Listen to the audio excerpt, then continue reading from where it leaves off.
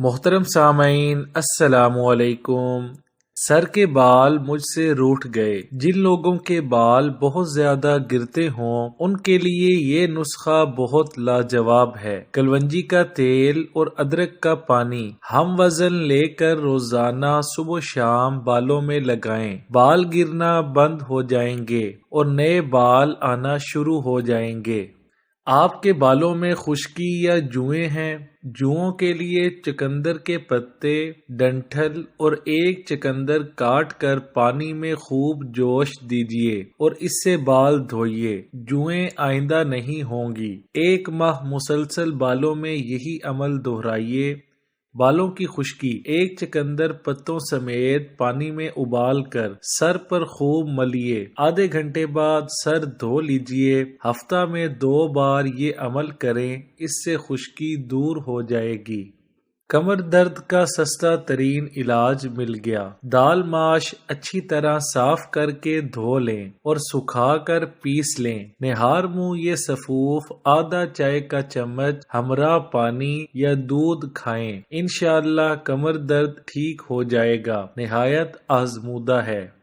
منہ کو صحت مند اور موٹا تازہ بنانے کے لیے لاجواب ٹوٹکا: شہد، روغن بادام، زیتون کا تیل، کسٹر آئل، ایک قطرہ ملا کر پیدائشی بچے یا بچی کو پہلے چند ماہ چٹانا ہے، پھر صبح شام 2 دفعہ، پھر جیسے جیسے بچہ بڑا ہوتا جائے قطرے بڑھاتے جائیں۔ یہ چیزیں خالص ہونی چاہیے۔ یہ اجزاء بچے کو بہت سی تکالیف مثلا خشکی، آنتوں کی صفائی، طاقت کے لیے لاجواب ٹانک ہے۔ بچہ صحت مند اور موٹا ہوگا۔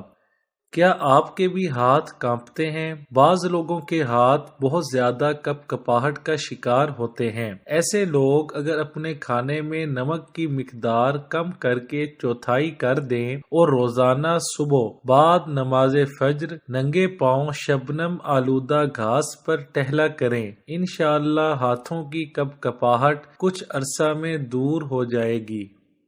آپ کے ناخن بھی کہیں ایسے تو نہیں؟ اگر کسی کے ناخن پک جائے یا انگلی وغیرہ تو ایک پودا ملتا ہے جس کا نام آک ہے، جس کے اندر سے دودھ نکلتا ہے۔ روئی کے ساتھ وہ دودھ لگا لیں، انشاءاللہ پکا ہوا ناخن ٹھیک ہو جائے گا۔